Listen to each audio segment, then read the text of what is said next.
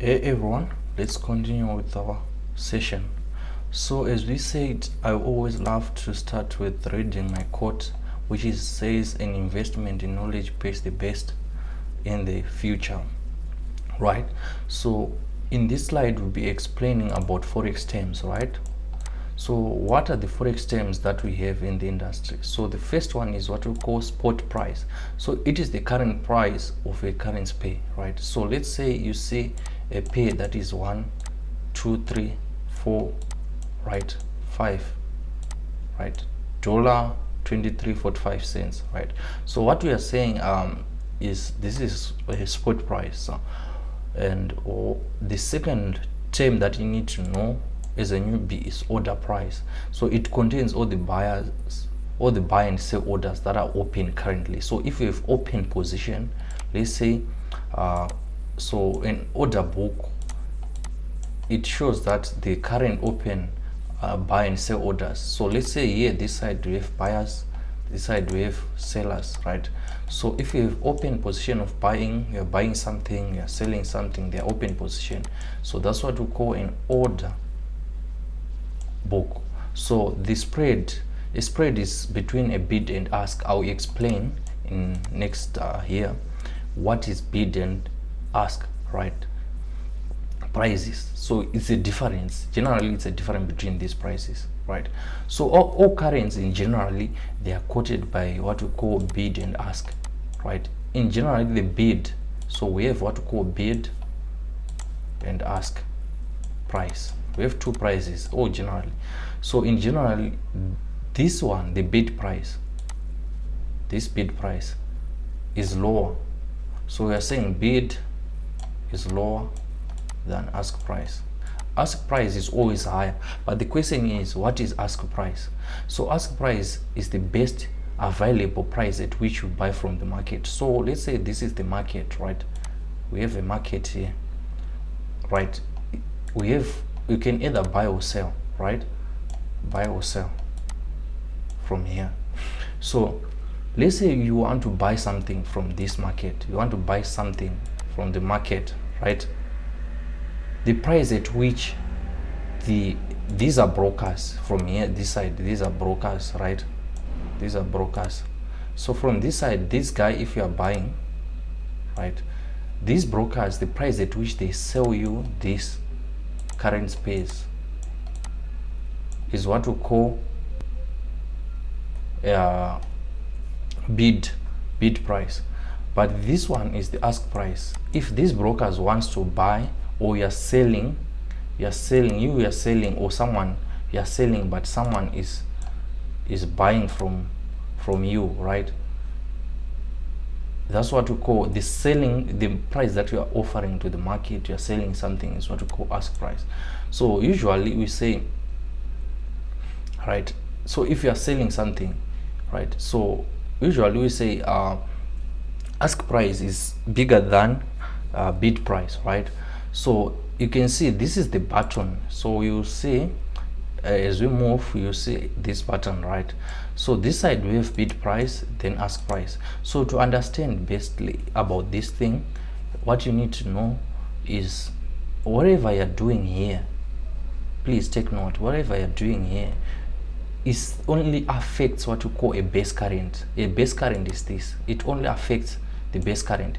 So as we said, ask price, right, the price at which a broker will sell you the base current. So if you press this side, if you press this, if you press at the ask price, which means you are selling, you are what, you are selling your USD, this USD, buying base current, right? So you are doing the opposite. If you press here, you are selling the USD, buying this, right? But bid price, the available price at which you, the trader, can sell. So if you press at bid price, which means you are selling this base current. The first thing I said, one thing that affects the base current. So if you press this side on this button, you are saying you are affecting the base current first. So which means the bid price, the best available price at which you trader you can sell. So you are selling the base current, right, buying the quote current, right? This is quote current, right? So generally that's how you should know about this. So if you want to buy, if you want to sell something to the market, you sell it at a bid price. So generally that's why we say, let's say this is the market as I explained. When you are selling something, when you come to the market, you are selling something, right? You sell it at a bid price, right? But when you are buying it, you buy it back at an ask price. So usually this is greater, ask price is greater than this. So when you are selling something to the market, you sell it maybe at $5, but when you are buying the same thing back, you buy it at $6. So the difference between this is what we call a spread. You see there's a difference. So that's how they gain the commission, their money, these brokers. So let's move on to our pip. So a pip is just a change in value between two currencies. So you have what you call, let's say the currency was at $1.23, right? So if it changes, if it moves in this direction or this, we are saying the change in value between this, it's a pip, right? So as you can see, these currencies, they move slightly, right? So if they move slightly, they move in different values. So if it comes from $23.45, right, 45, maybe 3, it can move, it's a bigger move, it can move to $23.45, 6.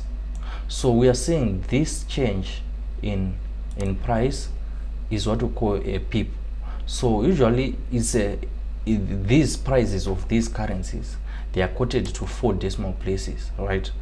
Price code, so 1, 2, 3, 4, right? So they are quoted to 4 decimal places. This one is what we call a pipette. Usually some brokers, you see, they'll be quoted to 5 decimal places. So this unless if it's Japanese, it's quoted to 2 decimal places.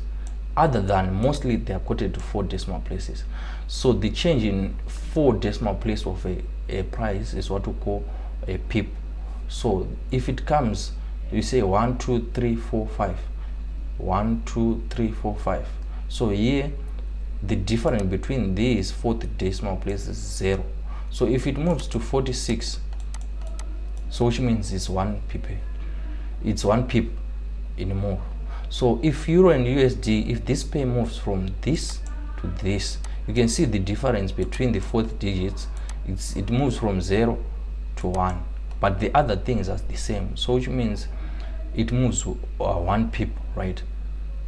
So which means USD, this quote current, right, raise in value by 1 pip, the quote current, right? So that's what we are saying here.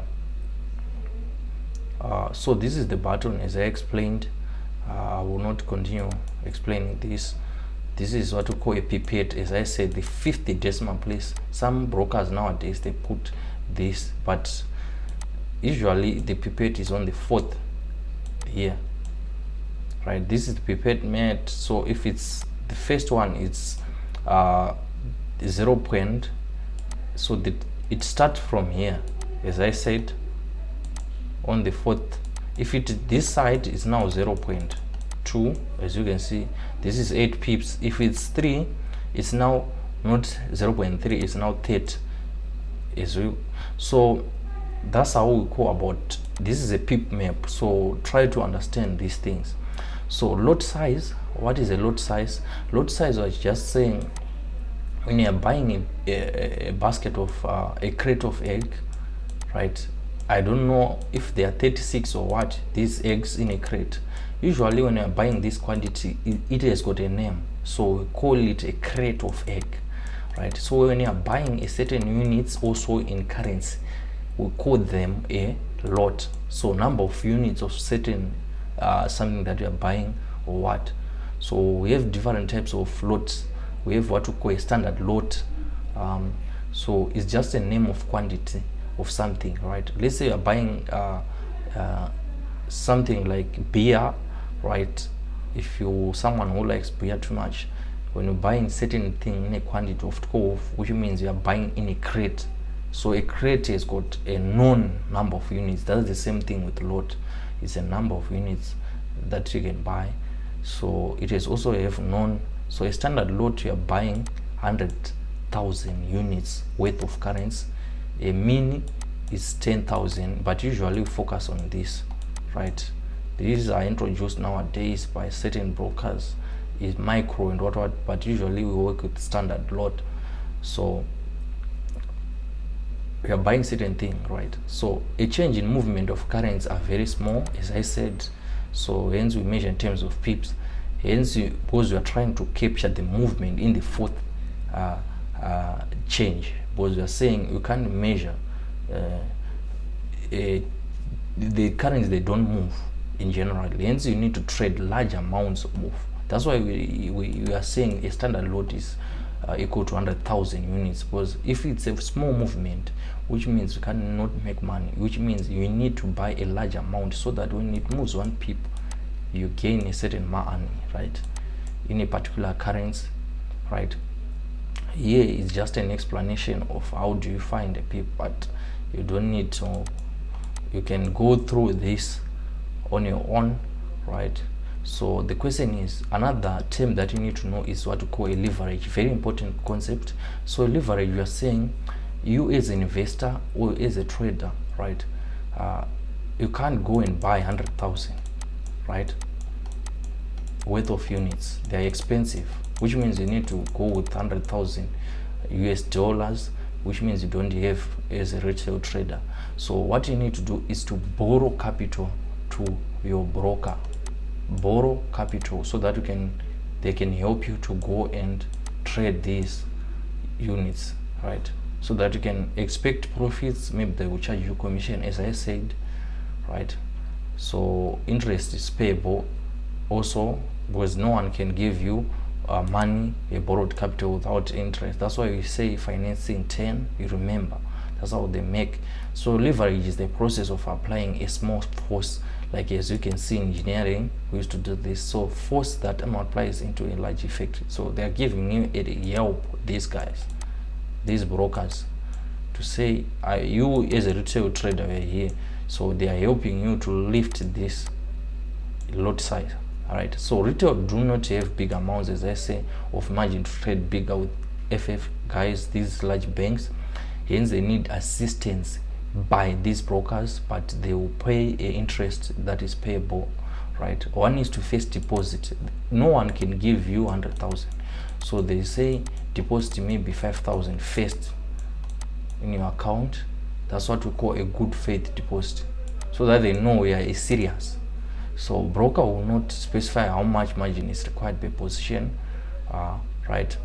So usually you see these things when you open your account to say leverage is 1:1. If it's 1:1, what you are saying, you need 100%. So you can't go with this leverage. So if it's 100%, which means you need to put all in a down payment to say 100,000. You can't have it. If it's 2:1, we are saying 2:1. What we are doing in these numbers, we are saying 1/2 times a standard lot. A standard lot is 100,000, so 1/2, which means you are required to put 50,000, right? If 10:1, the same thing, 1/10. That's what we do. 1/10 of 100,000, which means 1/10 is 2%. If you find it in terms of percentage, they are saying put 2% of the standard lot. 2% of a standard lot is 20,000. Just say 2% of 100,000, you will get 2,000, right? If it's 100:1, same thing, 1/100 times 100, you are required to put a 1% of margin. That is required to say this is a good faith. 1% of 100,000 that you are required to put in first in an account is 1,000. So usually I work with this 100 and 200. Be careful with this. So if an allowed leverage is what, as I explained, you wanted to put a position of 100,000, but you have this, yeah, you can go through this. It's very simple, but nothing much. Let's get straight into the deep ocean and see. So let's keep on continuing with our work.